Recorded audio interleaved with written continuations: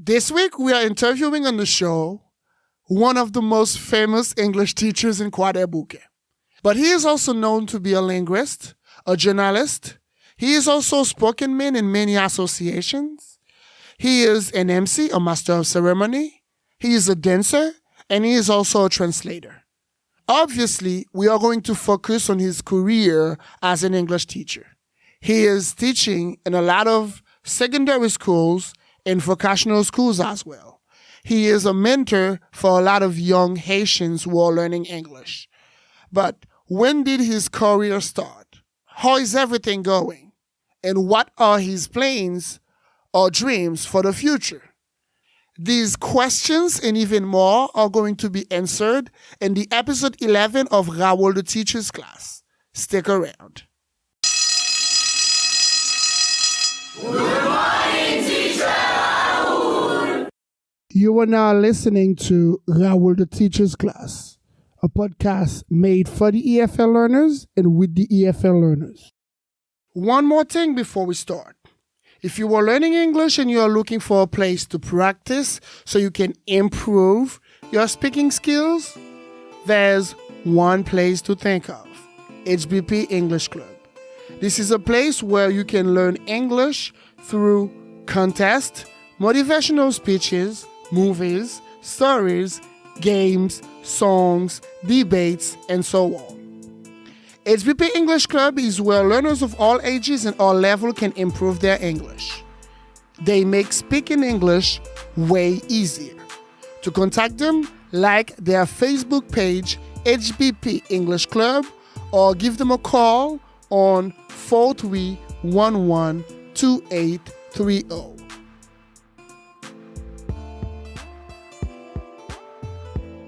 Welcome back and welcome to Raoul the Teacher's class, and it's time for you now to know the guest. The guest is Lucien Jean Jr., English teacher, as known as Wa. Henry, how are you? I'm pretty good, Mr. Raoul, and I'm very excited to be here with you. And I'm taciturn because I come here, I see a lot of good things in the building. I'm very happy though.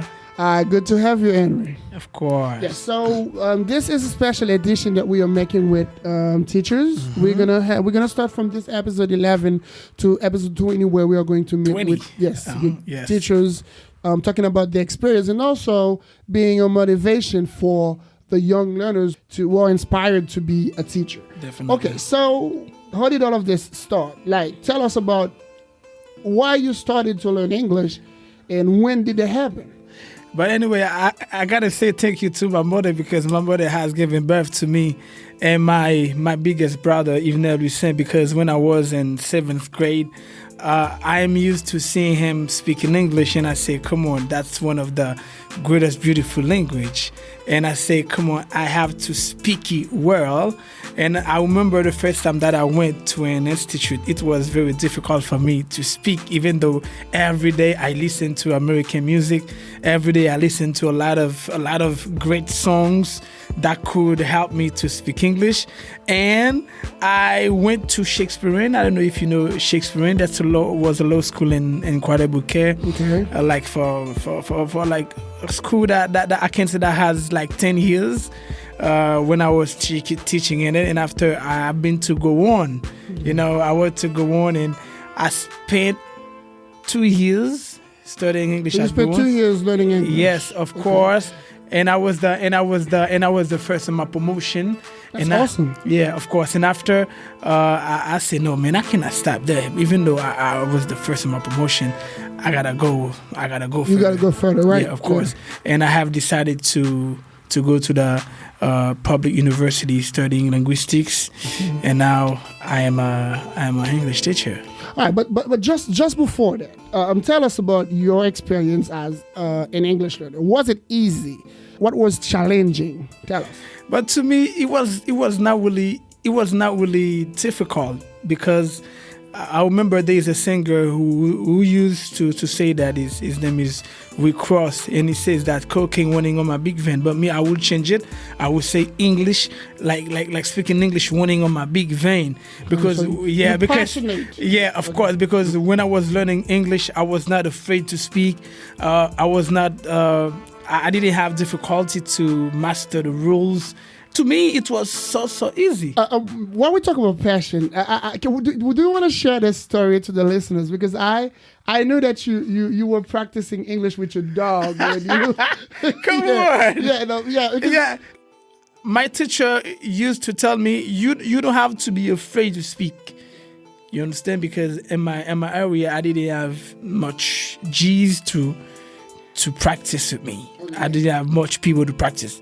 And what did I do? I practiced by myself. And while I was coming from to school, I mean, I'm speaking alone in the street. I mean, if you saw me, you might say, "Hey, Mr. Henry is crazy." And when I get to my home, like I say, "Hello, dog," and I practice with the dog. "Hello, dog. How are you? Are you okay? Yeah, I'm fine. Okay, I'm happy to see you. I'm happy to see you too." Okay, like it's a kind of way that to put myself into practice. Yes, yeah, this is funny, but I wanted you to share this because today a lot of students just have this as excuse. I have no one to practice. Yeah. Nobody in my neighborhood speaks English. No, I have no family members who speaks English, so I cannot practice. So this is not an excuse. Like Henry, who is a teacher now, used to practice with his dog. Okay, so now. You take the same passion and the same passion for English among the student and bring it in front of the classroom. So how was this transition from being a student to an English teacher? How was that transition? Yeah, of course. I can say that is one of the great questions. But I can say that like when I was learning English, and then like naturally. I say, come on, I am to be a teacher. Naturally, I say I am to be a teacher. And when I was done, I go on into the public university studying linguistics. But even though before going to the university, I mean, I used to teach.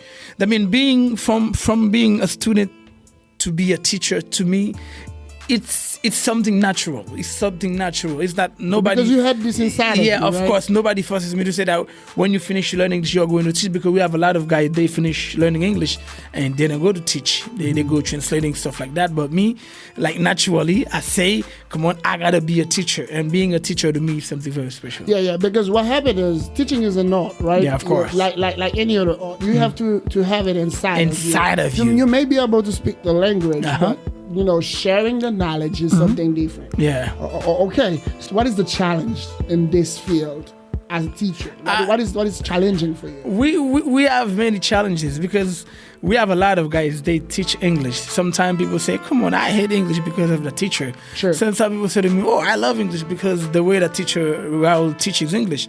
But me, I say that I have to be a model, to be a mentor in the language. I mean, to give notes or to explain the concepts with a lot of with a lot of capacity to show people how they have to do things, to show the student how they have to speak English. Don't be afraid that English is bad because my teacher doesn't speak or the way my teacher chooses, I don't really like it. No, It's like I say no. I have to break these barriers, and so that I can show everybody. Once you are coming to learn English, I'm telling you, you can, even though you shy, even though you're afraid, and don't be. Because I remember I saw yesterday in your status, I mean, someone was explaining how HBP helps him to speak English in 2 months. I say, dang, it's because that the way that we do it right here. That mean you see the problems and we get into the problem. Yeah, sure. Yeah. So what you mentioned, just a point before I continue with the questions, is we have a lot of people who are entering that field. first of all, is because this is a way for them to make money. To make money. But they're not that qualified. And we mentioned that earlier. Is being able to speak English is one thing, but being able to teach the language is the second thing. And this is not something that we have to, take for granted. It's something that you need to know exactly what you are doing. No, it's because, before moving on, what you have just said is good. It's because that people wants to make small fortune.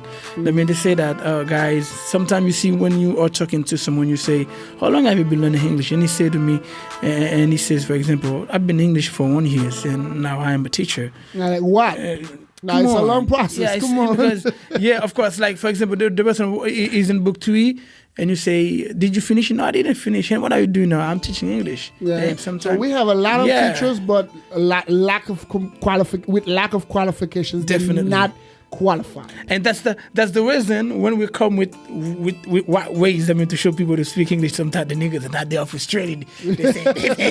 They say, come on, I can't believe them guys. Like, Mr. Raoul's Raoul's student is saying that I'm able to express or to verbalize in 2 months, and me, I cannot help facilitate my student to speak in some time, nigga. They are frustrated. But what happened is students do notice that. Because I received a message last night from one of my students, and he says that, I was in an institution. I spent like 8 months, and I could barely say a thing in English. But when I came to your institution, I realized the first day that I showed up, the lady started to speak English with me, even though I could not really answer. Like, she was, changing between French and English just to help me to understand, but she focused on English. And when I came in less than 4 weeks, I had a lot of stuff that I didn't even have when I was studying in the other school. So basically, what I want you guys to know is, do everything you are doing, you have to doing it with patience. Like Henry, because Henry, from a passionate student to a passionate teacher, this is exactly what Henry did, Yes, so besides of all this experience, have you ever been discouraged at some point as a teacher? Yes. Like you say, okay, but I'm going to do something else. I'm going to quit. That's too much. I'm not satisfied. Via the country issues, sometimes I see, dang, man. Listening how they treat teachers overseas, and you see the quality of effort that we're making in Haiti. Sometimes they don't encourage us. Yeah, exactly. They don't encourage us. Sometimes you go to teaching, like friends or the principals. basic needs are not answered. Of course, the basic needs are not answered. Yes, it's a lot of sacrifice. Yeah, of course. Like sometimes you sacrifice to help people to speak English, and you see after a few years, like people are screaming, thanks to Henry, thanks to Raul, thanks to Alan, thanks to all your stuff like that, and you see that they don't show respect. They don't show respect exactly for what you are doing. Sometimes people are flattering you. That means to show love to you, but deeply. They don't want. Yeah, of course. They don't want you to progress. And if I get a sense of what you were saying, it's also you only get the recognition. Yeah. Right. It's just, yeah, of course. Raoul is a good teacher. Yes. Yeah, I speak English thanks to Raoul and everything. Those are pretty good. Yes. They help you to move forward. Let me just share my experience. Okay. It's all about you. I'm just sharing this experience. Yeah, of course. I have Cynthia. Cynthia was in the podcast. He was one of the first guests that I had in the podcast when I was doing the segment with the students, and he was also my student for a long period of time. Yeah. And he recently, translated on the U.S. Comfort, the boat with the militaries that come to help, And he sent me a message saying, "Thank you, Raoul, because if I have made this experience, this is great, and everything is because of you, because of your advice. You told me that English is a long process, and I have to continue learning English even if I'm not inside of the classroom and everything." And I was pretty emotional because at some point I contribute to his achievement at this point. But you have the sense that this is all you got. The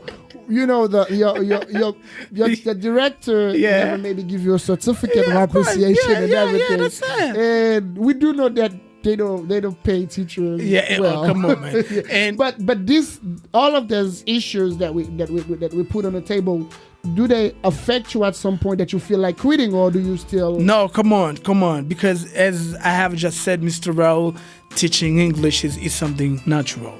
Something natural. Like recently, I have met essentially this morning, and he said, Mr. Henry, I gotta thank you. I say, come on, in my mind, I said, damn, it seems that nigga would give me money because it's like, you know, the nigga haven't participated in the U.S. Comfort. Yeah, it's like, definitely. Like I say, Kim, and I say, how much money do they pay you for the whole week? And he said to me, $150. I say, 1,000? 150 US dollars. I say, come on. like $150? Yeah, of course. I say, come on. Are you sure? He say, of course, Mr. Henry, I can lie to you.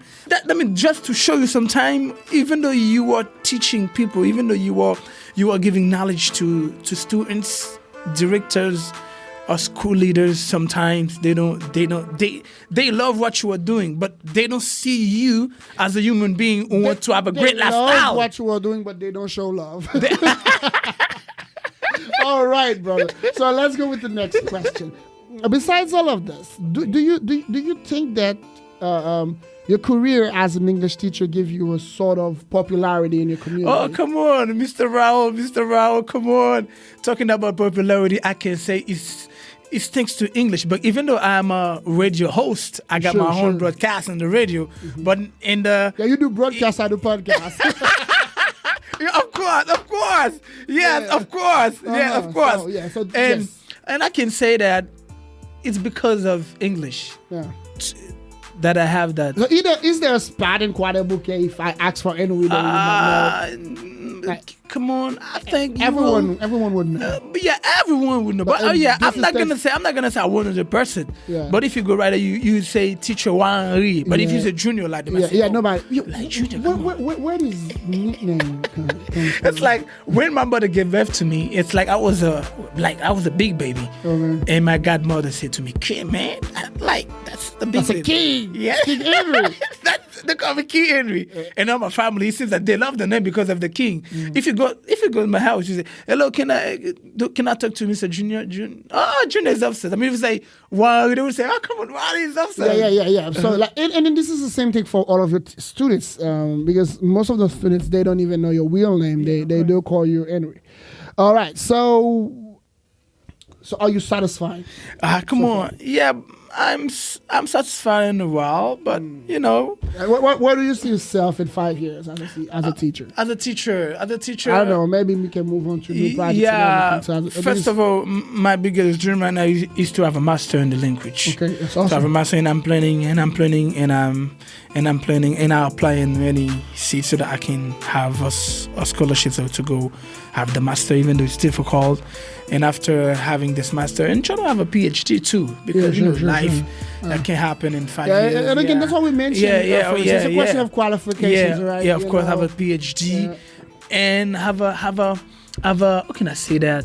Have an English center. Okay. Have an English center. Academy, maybe. Yeah, like an academy where where I can gather like directors, teachers, to collaborate, to come together to see what we can do so that we can change the way that students are learning English. Because the problem is that we have a lot of guys, they have a low level and they just went a school and they see themselves as teachers, as principal, and sometimes when the student come and the student say, "Damn, come on, man, I pay my money and nothing," that's it. Yeah, sure. So what would be your advice to anyone? Because your story is inspiring in a sense that, you were motivated by your brother and your mother paid a tuition for you and everything, and it was easy for you because you were passionate. Maybe you didn't pay attention to the fact that you were traveling 1 or 2 hours to get to an institution to learn and everything. So, and here today you are Henry and you are very popular in your community like everybody. But you too. Yeah, but I'm so introvert that I don't really like to say. So, what would be your message to anyone who is learning English? My message right now, maybe would like to be a teacher in the future. Yeah, of course. If you are learning English, I have to tell you that you have to focus on what you're doing, because the best way you can speak English fluently, as you know, we got 4 skills. I remember you were using to saying that if you want to speak English when you first started learning English, don't base on grammar, because that said to me, that's the right advice you could give to the student. Try to learn some sentence, try to learn the structure of the sentence, and so while you are moving on the language, now the teacher is going to teach you grammar. Yeah, that's because sometimes we have a lot of students, they think that they have to master grammar first to speak English. And the result is they will be, they will speak slow, because the fact that they focus on not making mistakes, respecting the rules, they are not speaking fluently. And that's why I tell people, like, the first 3 to 4 months, focus on, reading, because you can get vocabulary, practice a lot. Do not be afraid to make mistakes, because this can help you to, speak. All right, great, Henry. Thank you. The first part, we happy that you answered the questions, and we hope that your story people will be motivated by your story, right? Yeah. Okay, so dear listeners, you are listening to Raoul the Teachers Class, a podcast made for the EFL learners, and with the EFL learners in the aim to teach them English and to teach them in English. And today in the show, Lucien Junior, as known as the biggest boss. Yes. So now, what do you bring to my audience? It's time for them to learn. Of course, Mr. Raoul. I come with a lot of things. Like, first of all, Mr. Raoul, we should have a slight consideration over English. Sometimes people say English, but they don't really know what does that mean. Tell us, you're the teacher. Tell us. Yeah. Now, I just want to share with my audience that English is the language of the people of England. Okay. And the U.S. and many areas now are formally under British control. That means when you see English, the first country I can say you see, it's England and USA. When I'm talking about USA, people know that United States of America. And we have a lot of English-speaking countries like Australia, and we have Canada, and we have Jamaica. But Jamaica, I do love Jamaica because the patois. You know what happened with them is they don't want people to say that this is a broken English. Yeah. They see patois as a language. Of course. And we have the verb to English. Yes, we have the verb to English. The verb to English means to translate into English. Okay. Yeah, to translate. Can you English it for me? Can you English it for me? That means, can you translate it into English? Or you can say to adopt into English, what they call anglicize. Okay. Anglicism is like the characteristic feature of a language occurring in other languages. For example, you say, I have a rendezvous with Mr. Raoul. But when you say rendezvous, people might say, rendezvous is French. I want to have a tete-a-tete with you. Yeah. I want to have a tete-a-tete with you. I want to speak with you while I do. Yeah. Yeah, of course. You can say that. Or you say, Jesus is eau de vie. Jesus is eau de vie. Come on, that's French. Yes, but they use it in English. But when you use it... What do they call it? Yeah. What is the term? Anglicism. Okay. Anglicism. Yes, of course, Anglicism. Right. Now, the question that I want to help my people who are listening to the show is how to speak English fluently. I think everybody knows how to speak English. The first thing is to practice. Practice English is a must. Definitely. I want everybody who are listening to that show, you have to know that practice is a must. To speak English, you have to practice with books and concentrated on the formation of the sentences, writing, how to try to write some basic sentence to facilitate you to progress in the language, and listening.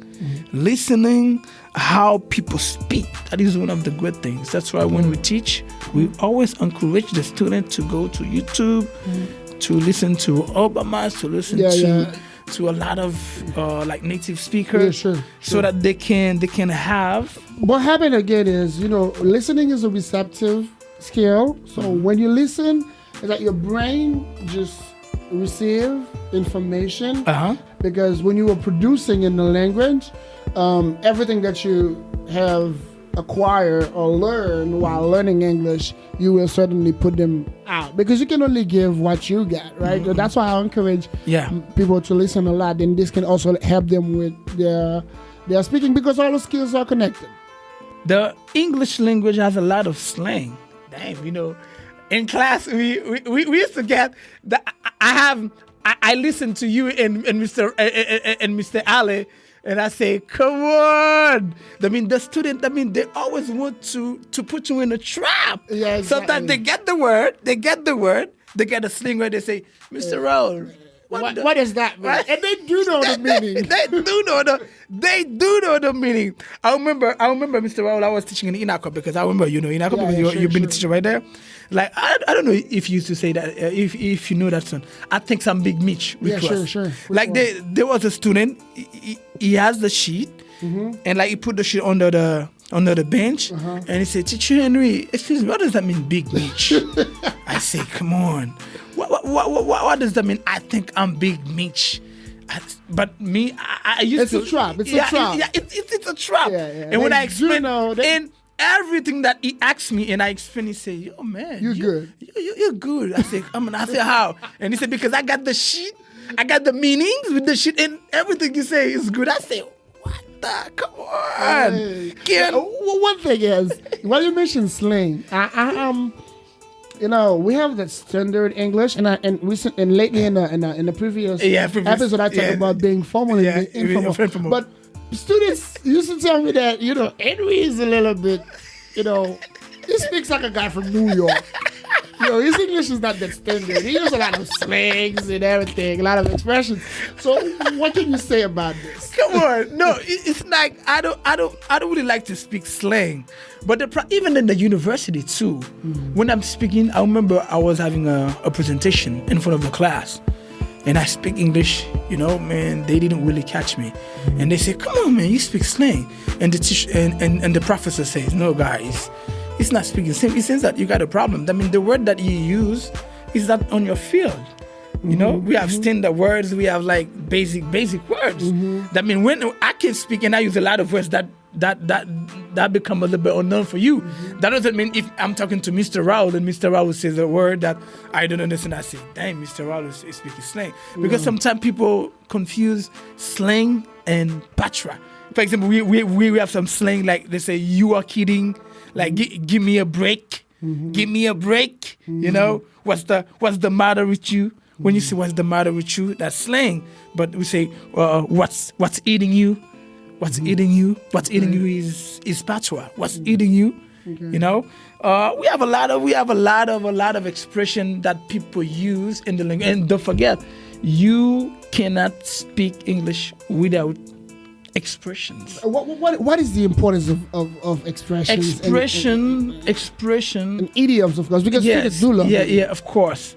Idiom to me is the most essential things that you need to speak a language, because sometimes we have a lot of sentences that you are going to translate word by word, but in a simple expression. In a simple expression.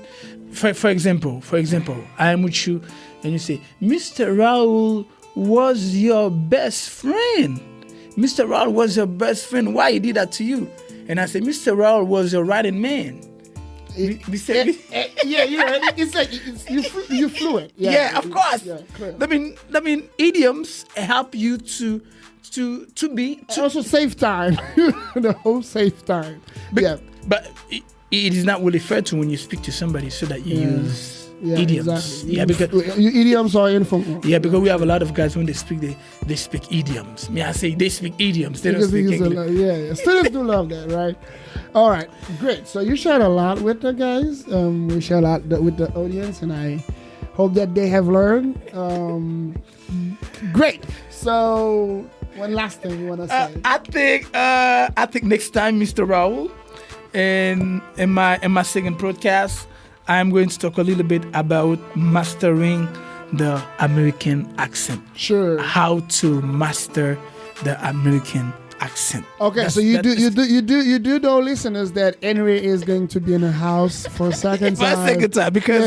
Because speaking English very well requires a lot of things. Because sometimes it's a whole package. Yeah, because people say that like Mr. Raul has a great pronunciation, but they didn't know what did Mr. Raul do to have this pronunciation. It's a long process. Yeah, it's a long process. And talking about pronunciation, we have accent, we have stress, we have symbols, we have intonation, we have phonology, we have accent, we have a lot of things. But I think in the net podcast, Teacher Henry is going to be back in the building, so that talking to you a little bit about mastering the American accent. And I think you were learning a lot of things with Mr. Henry. Dear listeners, you were listening to Raul the Teacher's Class, and this episode is brought to you by HBP English Club. If you want to practice HBP English, just go on Facebook, type HBP English Club, and you will have all the information that you want.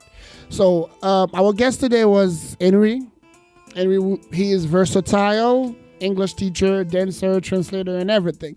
But if you need Henry, maybe for a tuition, for a private class, if you need Henry for translation, please contact him on 36967729. This is his number. This is the way you can get in touch with Mr. Henry. Let me add a last thing.